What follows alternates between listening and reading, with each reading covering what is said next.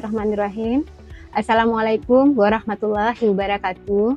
Perkenalkan, saya Rika Septrizarti, dosen tetap Sekolah Tinggi Ilmu Administrasi STIA Adabiyah Padang, program studi S1 Administrasi Bisnis.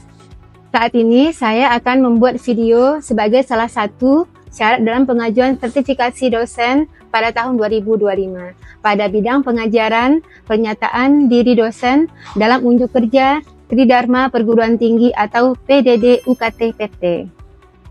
Mata kuliah yang saya ampu adalah pemodelan sistem bisnis, manajemen operasi, dan manajemen risiko yang sesuai dengan bidang keahlian saya, yaitu sustainability, manajemen operasi, manajemen risiko, dan bencana, serta manajemen sumber daya.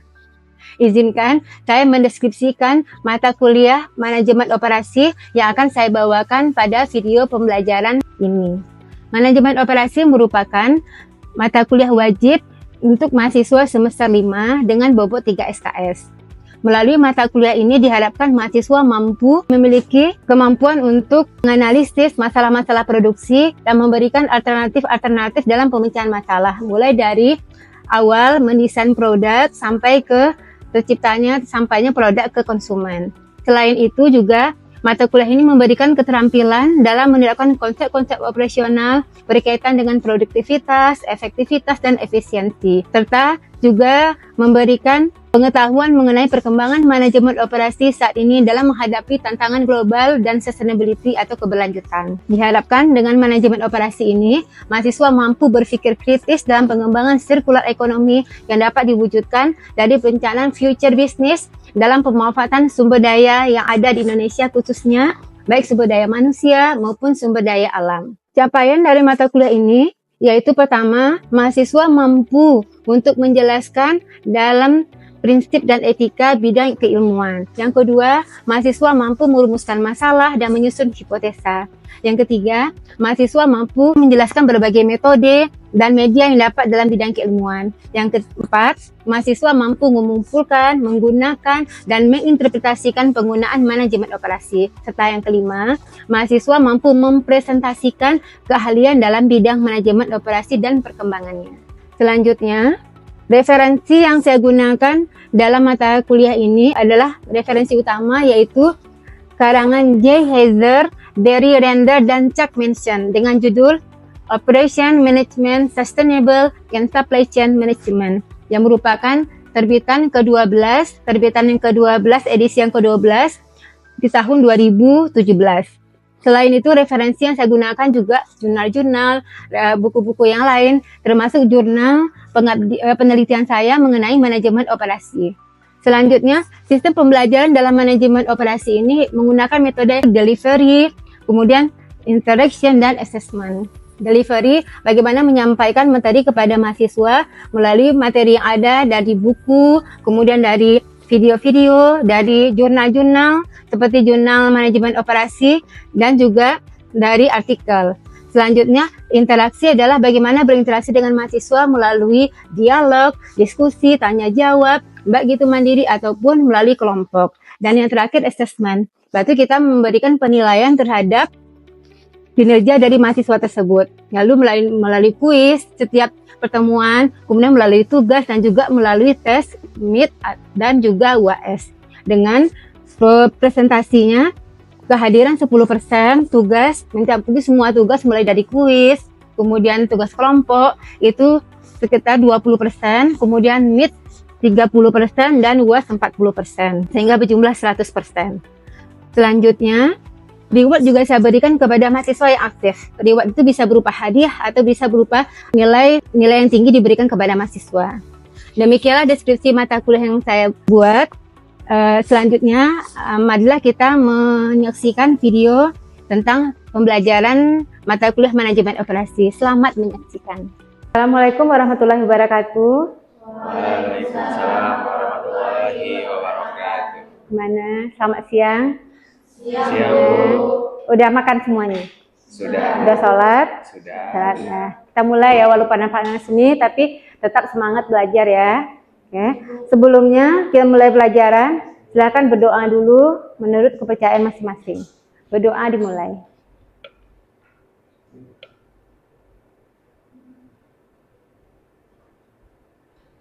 Berdoa selesai. Nah, sekarang siapa yang absen? Hadir semua. Hadir. Siapa tadi minta izin sama ibu? Ami ya, Ami sakit ya. Berarti Ami silakan absennya ya. Ihan. Ya. Kita mata kuliah apa hari ini? Manajemen operasi. Ini pertemuan 10. Jadi hari ini kita belajar manajemen operasi mengenai Sustainable Operation Management. Tapi sebelum Ibu masuk ke dalam materi yang selanjutnya di pertemuan 10, siapa yang masih ingat pelajaran kita pertemuan kemarin? Siapa? Ocha. Apa itu Ocha? Manajemen operasi itu adalah sebuah penciptaan barang atau jasa yang mengikuti transformasi dari input menjadi output. Input dari output. Iya, Bu. Ruang lingkup manajemen operasi itu ada 10. Yang pertama, desain produk dan jasa. Yang kedua, manajemen kualitas. Ya. Yang ketiga, strategi proses. Yang keempat, strategi lokasi. Yang kelima, strategi tata letak. Yang keenam, manajemen sumber daya manusia. Yang ketujuh, manajemen rantai pasok. Yang kedelapan, manajemen persediaan.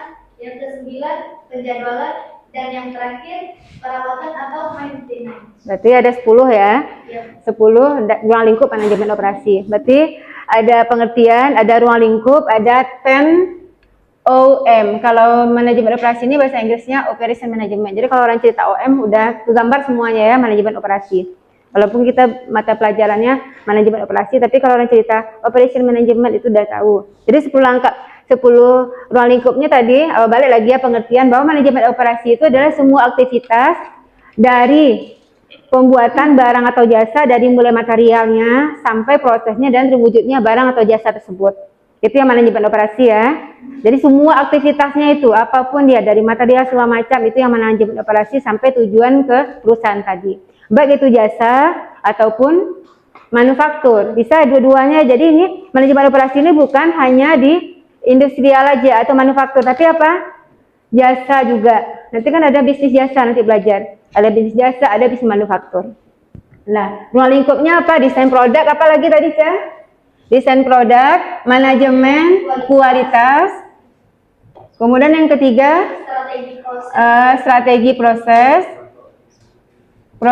Kemudian strategi lokasi. Strategi tata letak. Kemudian keenam, Manajemen sumber daya. MSDM. Yang ketujuh, rantai pasok ya. Kemudian ke-8, manajemen persediaan. Yang ke-9, penjadwalan. Dan yang terakhir, perawatan. Penjadwalan sekali scheduling ya, perawatan. Nah, ini semua adalah ruang lingkupnya si manajemen operasi. Si manajer operasi ya itu kerjanya, ini ruang lingkupnya. Jadi 10 manajemen operasi. Kemudian tantangannya. Ada yang masih ingat yang pertemuan kemarin? Tantangan dari manajemen operasi ini apa sekarang? Pertama, itu adalah global production. Iya kan? Kalian beli apa?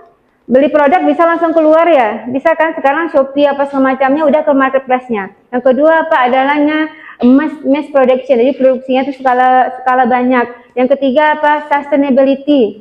Itu yang akan kita pelajari nanti di pelajaran ini, manajemen operasional secara sustainability keberlanjutan. Kemudian apa lagi tantangannya?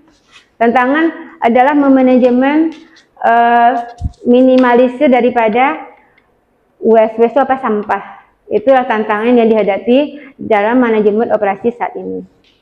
Nah, jurnal yang kita bahas kemarin adalah ini. Silakan kita tonton video berikut ini. Silakan didengar, ditonton. Ini. The concept of sustainability first appeared in a Brundtland report published in 1987. This document, which was also referred to as Our Common Future, was elaborated to the United Nations in order to warn about the negative environmental consequences of economic development and globalization. It was Bentar ya, nanti akan Ibu tanya siapa yang bisa menyimpulkan sedikit tentang apa ini video ini ya. Siap-siap nanti Ibu tunjuk ya. to the problems arising from industrialization and population growth. Today, sustainability tries to secure present needs without compromising future generations. How? Without giving up any of the three essential pillars: environmental protection, social development, and economic growth. Sustainability is concerned with assuming that nature and the environment are not an inexhaustible resource, and so it is necessary to protect them and use them rationally. Sustainability promotes social development, seeking cohesion between communities and cultures to achieve satisfactory levels in quality of life, health, and education. Thirdly, sustainability focuses on equal economic growth that generates wealth for all without harming the environment. Nowadays, many of the challenges that humans face, such as climate change or water scarcity, can only be tackled from a global perspective and by promoting sustainable development. Now that you know what sustainability is, remember to act in the present, thinking about the future. Nah, pendek ya videonya ya, tapi masuk ke siapa yang bisa menyimpulkan manajemen operasi tadi dari gambarnya.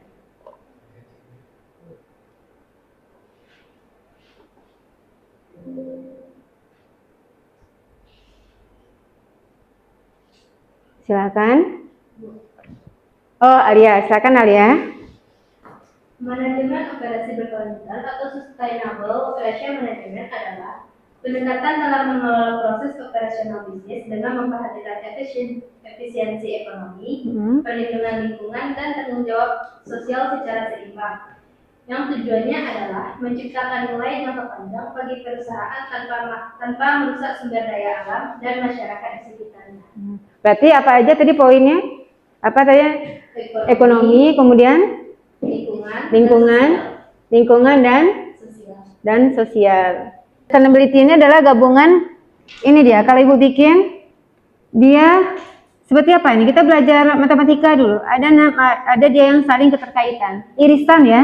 Irisannya. Ada di sini ekonomi, ada di sini sosial, ada di sini lingkungan. Jadi kalau seperti ini berarti dia irisan ke tiga-tiganya. Iya kan? Kita memikirkan masalah ekonomi tadi ada gambar apa tadi? Uang. Iya kan? Kemudian sustainable, apalagi sosial, gambar masyarakat ya. Nah, kalau lingkungan tadi gambar apa? Pohon-pohon segala macam. Jadi bagaimana kita memikirkan usaha kita, bisnis kita itu bahwa ketiga-tiganya dapat. Ya, bahwa ketiga-tiganya bisa tercapai. Kita memikirkan ekonomi, dapat uang, kemudian lingkungan sekitarnya sejahtera juga, ya kan? Sama apa? Lingkungan ini maksudnya lingkungan sekitarnya masyarakat. Ya kalau lingkungan ini apa? Alamnya juga terjaga. Itu yang namanya sustainable. Nah, sekarang baru kita masuk ke langkah-langkah dari sustainable manajemen operasi. Jadi manajemen operasi yang berkelanjutan. Selama ini kan kita kuliah tentang manajemen operasional yang secara umum aja dulu. Bagaimana membuat produknya menjadi bahan baku, menjadi hasil output. Tapi nggak ada kita pikirkan lingkungan, nggak ada kan? Belum ada kita pikirkan sosial. Tapi kalau yang pertemuan sekarang, kita memikirkan bagaimana ekonomi selain itu lingkungan dan sosial. Jadi apa itu pengertian Sustainable Operation Management? Ini terbaru. Nih Ibu bikin referensinya nih yang terbaru tahun 2022. Bahwa memang sekarang ini sedang digalakkannya sustainability. Jadi sustainable operation itu adalah melibatkan perancangan, pengendalian dan peningkatan proses operasional untuk memastikan kelangsungan lingkungan, sosial sama ekonomi jangka panjang. Berarti long term, jangka panjang ya. Nah, pengertiannya ada dua nih. Ini menurut penelitian ini dari Indeed.com. Ini semacam situs yang mengkaji tentang sustainable. Kalau tadi dari Chris Faro ya, kalau ini ada situsnya. Memang situs kalau dibuka nanti bagian ini nampak itu situsnya membahas mengenai sustainability. Di sini apa pengertiannya bahwa manajemen operasi didefinisikan sebagai strategi, teknik, kebijakan. Jadi ada strategi kita, teknik-teknik kita, kebijakan-kebijakan kita untuk mendukung ekonomi dan lingkungan, juga sosial. Nah, lanjut. Berarti di sini adalah memaksimalkan keuntungan. Berarti kalau memaksimalkan keuntungan tuh apa? Modal kita sedikit mungkin, hasil kita banyak, ya kan? Berarti makanya dikatakan efisien. Ada dibilangnya efektif di sini enggak? Ya kan? Efisiensi itulah yang akan kita pikirkan sekarang. Bagaimana caranya kita menghasilkan produk dengan seefisien mungkin. Efisien lah. Nah, gitu. Kemudian mencapai tujuan dari perusahaan. Lanjut. Ini tadi perspektif bisnis seperti apa? Coba di sini. Jadi, kalau bisnis itu kita efisien. Kan kata-kata efisien di sini. Iya kan? Bukan efektif. Karena efektif pasti kita memakai material itu yang memang ada gunanya, ya kan? Tapi apakah efisien enggak? Gitu. Efisien enggak materialnya? Jadi efisien materialnya efisien, akhirnya dengan cara mengurangi risiko ya. Kalau energinya gunanya untuk memaksimalkan keuntungan. Jadi dengan kita mengurangi risiko, materialnya kita efisiensi, akhirnya apa? Biaya kita jadinya kita save, kita apa? Kita kurangi, kita simpan biayanya. Jadi dilimitkan biayanya. Akhirnya apa? Maximize profit. Artinya apa? Keuntungan kita besar. Maksudnya apa di sini? Dalam bisnis manajemen operasi yang berkelanjutan. Karena sekiranya kalau ada risikonya besar dalam bisnis, biayanya besar kan? Iya. Contohnya misalnya ada bisnisnya yang merusak sumber daya alam, nanti ujung-ujungnya apa? Materialnya nanti tidak terpenuhi, iya kan? Iya, akhirnya apa? Akhirnya menyebabkan putusnya rantai pasok. Yang tadi yang ini ada rantai pasok ya, Uca ya. Di 10-nya rantai pasok itu apa? Urutan dari materialnya dari mulai produsen, nanti sampai kita bawa ke gudang, kita potong segala macam jadi kayu, jadi kursi, kemudian kita sampaikan ke konsumen. Itu namanya rantai pasok. Ibu ulang lagi nih materi sebelumnya ya. Jadi rantai pasok itu adalah urutan bagaimana mulai dari material sampai ke jadinya produk. Tapi kalau misalnya ada masalah nanti, ada risikonya di di alamnya, ada risiko segala macam, sampai enggak dia? Nanti jadinya apa? Bukan efisien, tambah biaya kita ya. Nah, ini faktor kunci dari sustainable itu apa? Ini dia, permintaan yang konsumen, tekanan regulasi, permintaan konsumen terhadap produk ramah lingkungan, semakin diakuinya keberlanjutan sebagai faktor penting dalam manajemen risiko. Yang Ibu bilang tadi risiko.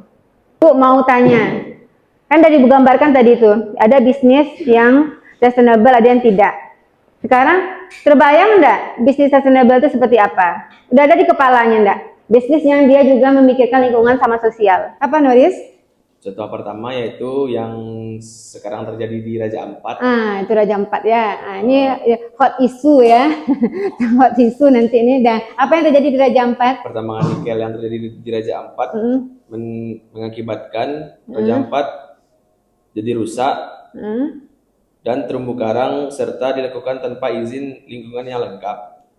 Ya. Masyarakat adat juga dirugikan karena masyarakat ya. Berarti masyarakatnya.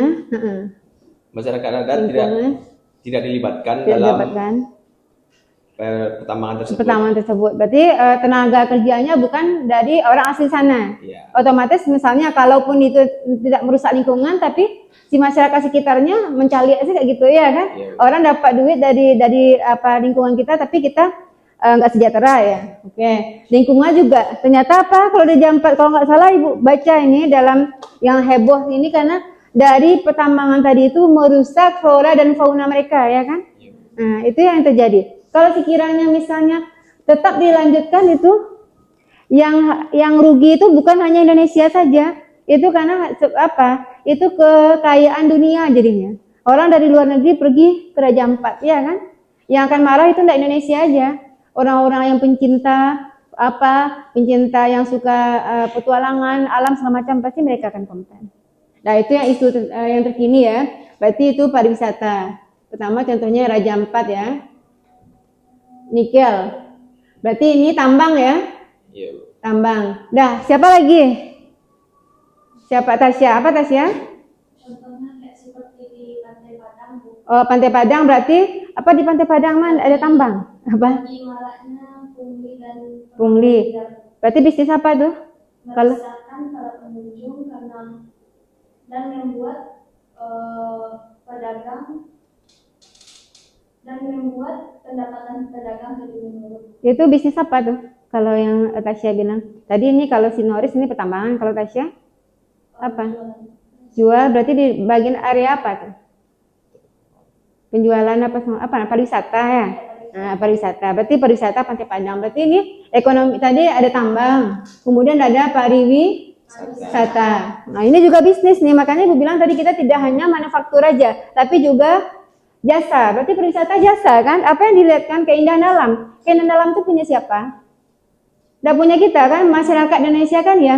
Kekayaan pasal 33, kekayaan bumi segala macam itu adalah milik masyarakat banyak tapi dikelola oleh negara. Sama juga kayak tadi tambang. Ini yang jadi masalah tadi apa? Ada apa tadi yang di Pantai Padang? Ada keresahan ya? Ada pungli. Yang pungli itu berarti yang kesal itu siapa? Masyarakat. Masyarakat siapa? Sosial. Iya kan? Yang dapat duitnya siapa? Si pedagang. Iya kan? Apalagi parkir-parkir ya kan? Nah, berarti kan ini juga tidak terkoordinasi. Berarti ada tambang, ada pariwisata. Siapa lagi? Ini terakhir ya sebelum kita masuk. Apa? Jihan? Apa tuh? Wow, Sakapa. Ini lagi Ibu pernah ke situ memberi terakhir ya, sebelum Sakapanya hanyut. Berarti ini apa tuh? Apanya? Industri apa namanya? Jenis bisnisnya apa? Makanan ya? Makanan atau restoran? Restoran ya. Kenapa Sakapa kira-kira? Kenapa bisa hanyut itu? Karena kafe ini hancur akibat Banjir? dingin yang melanda Iya. naik pada tanggal 11 Mei 2024. Jadi hancur dia. Ada berarti yang ngasih izin. Tapi Bu belum cek kali ya masalah di Sakapa ini. Cuman kabarnya dia itu sebenarnya udah dikasih surat. Dia kasih surat seminggu entah 2 minggu sebelum Sakapa itu berlayar. Kan berlayar ya. Namanya mungkin karena Sakapa itu berlayar. Berarti pemerintah kenapa? Kan kecolongan juga. Iya kan? Kenapa bisa ada Sakapa di sana? Nah itu balik lagi ke ada regulasi. Balik sini terhadap tekanan regulasi. Mau enggak pejabat kita itu mereka benar-benar menerapkan yang AMDAL regulasi? Mau enggak? Itu agak susah. Iya kan? Masalah tambang aja, ini pariwisata, ini regulasinya mungkin bisa tapi orang akamsinya nih agak susah. Nah, balik lagi bagaimana cara menerap sustainable tadi. Sustainable business tadi seperti apa? Berarti yang pertama komitmen. Ada komitmen, ada ethical decision making, ada stakeholder participant, ada performance tracking. Bisa kita jelaskan? Komitmen itu yang penting. Komitmen pertama kali adalah si pemilik bisnis dulu. Iya kan? Dia mau nggak benar-benar memikirkan lingkungan sama apa? Lingkungan sama sosial. Kalau dia mau, berarti itu yang nomor 1. Leadernya udah mau, udah lanjut decision making si pengambil keputusan. Itu semuanya lagi, mulai dari paling atas sampai paling bawah. Nah, kemudian yang ketiga stakeholder partisipan, masuk semuanya. Stakeholder ini siapa? Konsumennya juga menjaga. Misalnya kalau konsumennya yang di pariwisata dia makan buang-buang aja enggak ya? Enggak. Kemudian yang terakhir tracking ini. Ini perlu data-data yang jelas. Memang betul enggak misalnya di Sakapa itu aliran sungai kan perlu data, ya kan? Nanti orang tuh kenapa nggak boleh bangun, mana datanya? Itu namanya perlu data, performance tracking yang kuat. Dah, itu mengenai sustainable. Jadi langkah-langkahnya apa? Produk sama service dan customer sama HR dan recruiting. Jadi 2 ini yang penting. Yang mau kalau kalian nanti mau bikin bisnis sustainable-nya, langkah pertama kita harus mendesain produknya sama service dan siapa konsumen kita. Siapa konsumen yang mau produknya itu yang memang terkoneksi sama lingkungan sama sosial. Kemudian HR. HR itu apa? Human resource. Ya tadi si Ocha bilang sumber daya manusia masuk dari manajemen operasi. Kita harus apa namanya? Kita harus hire. Hire itu kita harus merekrut orang-orang yang paham tentang sustainability. Kalau mereka tidak paham, kita kasih juga pelatihan. Nanti kan ada tes psikotes tuh. Kita wawancara. Nanti nampak loh kalau kalian wawancara di kerja, siapa yang benar-benar ada di hatinya, siapa enggak. Karena mereka orang psikologi ya. Jadi apakah memang HRD-nya ini memang benar-benar paham enggak? Memang mau enggak menjalankan yang prinsip daripada sustainable tadi. Kalau memang enggak, udah nggak usah kita rekrut, berarti tidak sesuai dengan visi kita ya. Tapi kalau mereka memang mau, kita kasih mereka pelatihan. Jadi dua ini langkah pertama dulu untuk sustainable operasi adalah menciptakan produknya, kemudian mencari siapa customernya, dan yang terakhir kita harus merekrut tenaga kerja yang memang punya pikiran sustainable. Jadi kita simpulkan ya, bahwa ini awalnya bisnis ini kan orang mikir laba, ya kan? Jadi kalau ada orang mikirkan ekonomi sama lingkungan itu golongan beda gitu, agak-agak agak-agak berbeda dari yang lain. Jadi kalau orang-orang bilang bisnisnya tentang laba gitu, kalau ngapain kita mikirkan orang lain, ngapain kita mikirkan lingkungan? Tapi itu tidak betul, karena itu tuh bukan lagi pilihan, tapi itu udah kewajiban sekarang menjaga lingkungan sama sosial itu, karena larinya nanti keberlanjutan juga. Kalau contohnya kita memanfaatkan misalnya Pantai Padang segala macam, pikirkan enggak generasi kita? Ya, jadi yang kalian sekarang ini pikirkan untuk generasi ke depan nanti. Ini kesimpulan, siapa yang bisa merangkum? Ini Ibu simpulkan nih, siapa yang bisa merangkum? Kalau yang bisa merangkum, Ibu kasih nilai. Dikasih juga nanti hadiah. Minggu depan Ibu kasih ya, Ibu bawa ya. Siapa? Ayo. Risma, apa Risma? Coba berdiri. Anggap apa? Menggasihkan pencerahan sama teman-temannya, ya. Sustainable Operation Management atau manajemen operasi yang berkelanjutan. Jadi yang dapat disimpulkan dari manajemen operasi berkelanjutan atau Sustainable Operation Management adalah manajemen operasi ini merupakan sebuah strategi atau teknik dan kebijakan dalam pengelolaan operasi bisnis, yang dimana bisnis tersebut tidak hanya berfokus pada keuntungan secara finansial, tetapi juga memikirkan dampaknya terhadap lingkungan dan juga sosial di masyarakat. Oke, itu dapat poinnya. Ada lagi? Jika suatu bisnis menerapkan manajemen operasi berkelanjutan, maka bisnis tersebut akan mendapatkan keuntungan jangka panjang dan juga bertahan lama. Tetapi jika bisnis tersebut hanya berfokus pada keuntungan secara finansial saja dan tidak memperhatikan dampak dari bisnis tersebut terhadap lingkungan dan masyarakatnya, maka bisnis tersebut hanya akan mendapatkan keuntungan pendek dan juga dapat kerugian baik dari kerusakan lingkungan tersebut, dan kerusakan lingkungan tersebut juga akan memberikan dampak terhadap masyarakat di sekitar lingkungan tersebut. Oke, kasih plus ya, mantap nih, tidak bisa jadi asisten dosen nih. Ya, oke, ya paham ya. Jadi kesimpulannya bahwa sustainable business management operasi ini bahwa kita harus memikirkan juga future generation, anak cucu awak bisa. Awal sana-sana kini baabe ku anak cucu awak hidup. Ya, ini seperti biasa tugas, tapi ini kelompok, ya kan? Seperti kelompok yang Ibu bagi di minggu kemarin ya, di awal-awal. Jadi kita tugas kelompok masing-masing bikin artikel sama PowerPoint seperti biasa, artikel sama PowerPoint tentang penerapan SOMNI Sustainable Operation Management di dunia sama Indonesia. Nanti kita bandingkan. Bikin ya, kelompoknya masing-masing, nanti Ibu kumpul sehari sebelum kita presentasi. Jadi nanti udah dikumpulkan sama Ibu tugasnya, besoknya kita presentasi per kelompok masing-masing sesuai sama kelompok yang ada Ibu bagi. Oke, sampai sini pertemuan kita. Terima kasih ya, udah semangat walaupun siang-siang mengantuk ya, tapi semangat dan insya Allah dapat ilmunya bisa diterapkan. Oke, selamat siang. Terima kasih. Assalamualaikum warahmatullahi wabarakatuh. Waalaikumsalam warahmatullahi wabarakatuh. Terima kasih telah menyaksikan video pembelajaran saya, dan terima kasih kepada asesor sertifikasi dosen 2025 serta semua tim yang terlibat dalam pembuatan video pembelajaran ini. Terima kasih. Assalamualaikum warahmatullahi wabarakatuh.